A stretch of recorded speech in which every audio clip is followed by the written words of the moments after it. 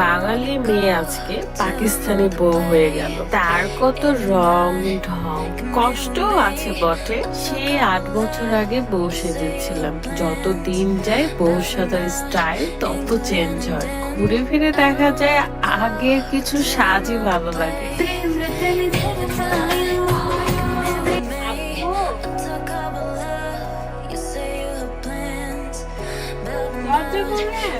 আপনি জেগে আছেন?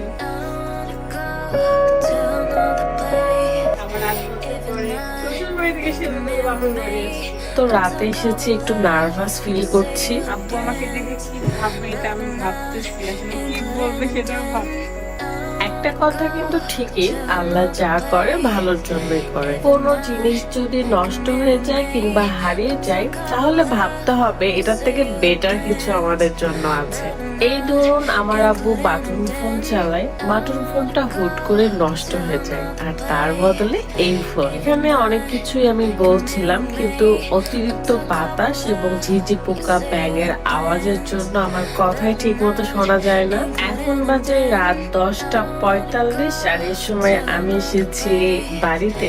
আব্বুকে কল করছিলাম কিন্তু পাওয়া যাচ্ছে না, কারণ আব্বুর বাটন মোবাইলটা নষ্ট হয়ে গেছে। আমি আব্বুকে সারপ্রাইজলি অ্যান্ড্রয়েড ফোনটা দেওয়ার জন্য চলে এসেছি।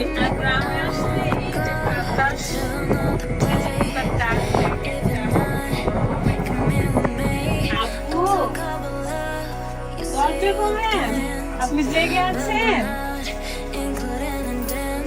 দরজা খুললেন? আমি তো ভাবতেই পারি নাই আমার এক ডাকে আব্বু সাড়া দেবে।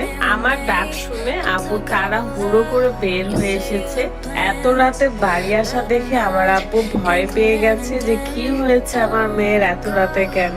এদিকে আমার জামাই ইচ্ছে মতো আমার গাছ থেকে আম পেড়ে খাচ্ছে। বরাবরের মতোই আজকে আমি আবারও দেখাবো ব্ল্যাক আউট বডি লোশন। এটা আপনার শরীরে বিভিন্ন জায়গায় যে কালো দাগ থাকে, যেমন গলায়, ঘাড়ে, হাতের কোণে, পায়ের কবজি, পায়ের হাঁটু, শরীরে কালো দাগ দূর করতে ব্ল্যাক আউট এই বডি লোশনটা খুবই ভালো কাজ করে। Your solution house Facebook page থেকে আপনারা এই বডি লোশনটা পেয়ে যাবেন। পেজটা ক্যাপশনে দেওয়া আছে। তাছাড়া আমি কবে পাঠাবো এটাই আমি জানি না।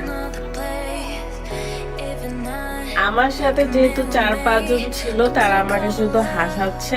আর আব্বুর মুখটা দেখেই তো আমার জান শান্তি। আমার আব্বু বলে, কি হয়েছে মা? বললাম আপনাকে দেখতে চলে এসেছি। 8 বছর আগে বিয়ে করে বাড়ি ছেড়ে সেজে গুজে বের হয়েছিল। আমার 8 বছর পরে শ্বশুর বাড়ি থেকে সেজে গুজে বাপের বাড়ি এসেছে।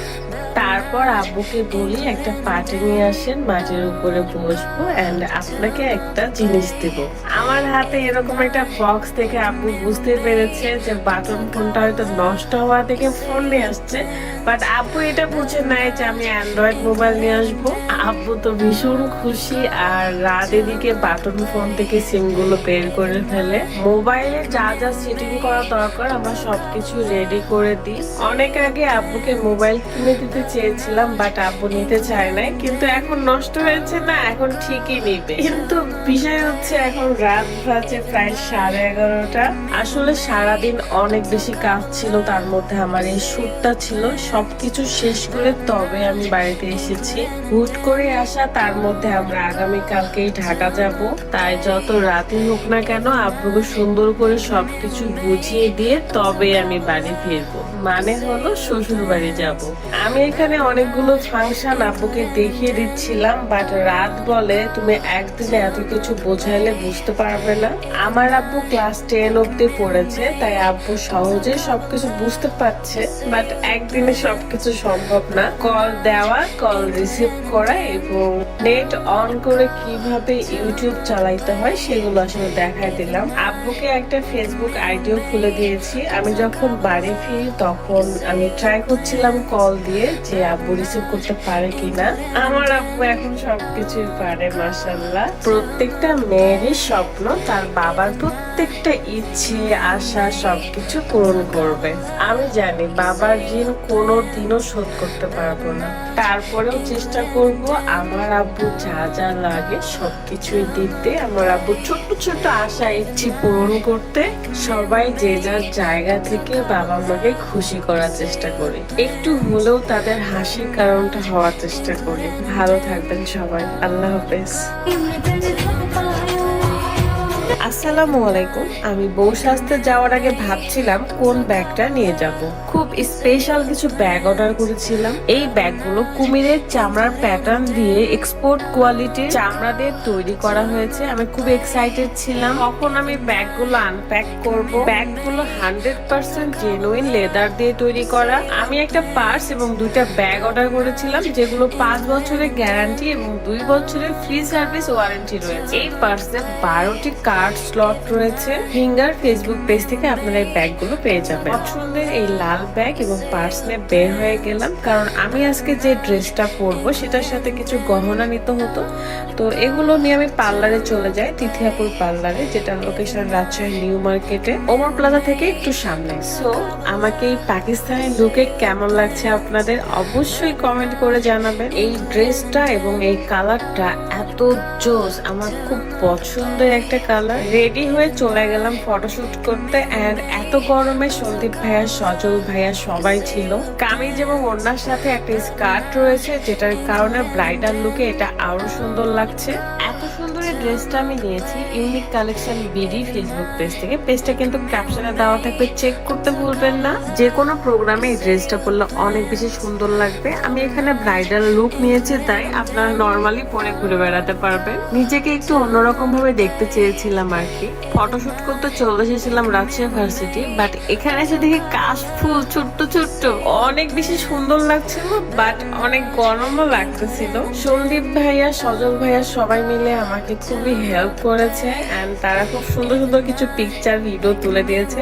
থ্যাংক ইউ সো মাচ ভাইয়া। অনেক দিনের ইচ্ছে ছিল একটু পাকিস্তানি বউদের মতো লুক নেওয়ার, কিন্তু কেন জানি আমাকে হিন্দি সিরিয়ালের নায়িকাদের মতো লাগতেছিল। আপনারা একটু কমেন্ট করে জানাবেন আসলে আমাকে কেমন দেখা যাচ্ছে। ভাই রে ভাই, ফটো দেখলে তো মনে হয় কত সুন্দর লাগতেছে, বাট একটা ফটো কিংবা ভিডিওর পেছনে কত যে কষ্ট করতে হয় শুধুমাত্র তারাই জানে যারা এই কাজগুলো করে। আপনারা হয়তো ভাবতে পারেন যে আমি তো বউ সেজে ঘুরে বেড়াচ্ছি, বাট আমার বর কোথায়? আসলে আমার বর ঘুরে বেড়াচ্ছে। তাকে আমি বলছিলাম একটা পাঞ্জাবি পরে আসো, যাতে আমরা একটা বর বউ ছবি তুলতে পারি।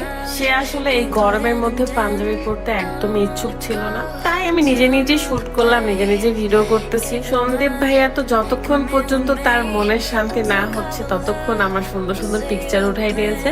এন্ড পরে ভাইয়া বললো আমার একটা ছবি তুলে দাও, তাই শিখিয়ে দিচ্ছিল কিভাবে তুলতে হবে। যদিও আমি একটু টুকটাক পারি কিভাবে ছবি তুলতে হয়। এরই মধ্যে কিছু ভালোবাসার মানুষদের সাথে ছবি তুলে নি।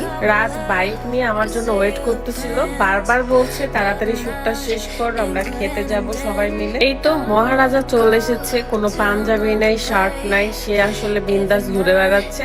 তো আমরা পরে চলে আসলাম তারফ রেস্টুরেন্টে। এন্ড এই ব্যাগটা কিন্তু আমার সাথে ছিল। আমার একটু বড় সড়ি ব্যাগ লাগে, কারণ আমার বেবি আছে। এছাড়াও আমি যখন কলেজে যাই আমি বইপত্র বা খাতা কলম অনেক কিছু নিতে হয়। তারফ রেস্টুরেন্টে এসে এখানকার মাটির দেয়ালের সাথে আমার ড্রেসের কালার পুরোটাই ম্যাচিং হয়ে গেছে। এইটা দেখে আমার তো মনে হচ্ছে মাটির মেয়ে আমি। বসে না থেকে খাবার দাবার অর্ডার করতেছিলাম। অক্ষর ভাইয়া আমার সব অর্ডার গুলো লিখে নিচ্ছিল। এন্ড এই লেমনের জুসটা এত ভালো লাগে আমার। তারফের ডেকোরেশনটা চেঞ্জ হবে এন্ড মিস করব এই আর্টটাকে। আমি যতবারই আসি ততবারই ওই আর্টের সাথে ছবি তুলি, ভিডিও করি। এখানকার ফেমাস খাবারগুলো আমি অর্ডার করেছিলাম, ফুচকা, মিট বক্স, একটা নাগা এবং একটা বারবিকিউ মিট বক্স অর্ডার করেছি। তার সাথে থাকবে স্পেশাল সিঙ্গারা, যেটা আমার খুব ভালো লাগে, আপুর নিজের হাতে বানানো। তারপর মালিয়া আপুকে বললাম বউ যে দেখছেন, বউকে খাওয়াতে হবে না? তাই ম্যাডাম চলে আসছে আমাকে খাওয়াইতে এন্ড দোয়া করতে। মানুষটা অনেক বেশি ভালো এন্ড আমাকে অনেক ভালোবাসে। ভালোবাসা কি আর এমনি এমনি আসে? ভালোবাসা পেতে হলে ভালোবাসা দিতে হয়। যাই হোক, সবাই অনেক বেশি দোয়া করবেন আমাদের সকলের জন্য। নেক্সট ডে খুব স্পেশাল ভিডিও আসতে চলেছে, সবাই চোখ রাখবেন আমার পেজে এবং একটা করে ফলো, লাইক দিয়ে দিবেন। আর এইভাবে সবাই পাশে থাকবেন, সাপোর্ট করবেন। আল্লাহ হাফেজ।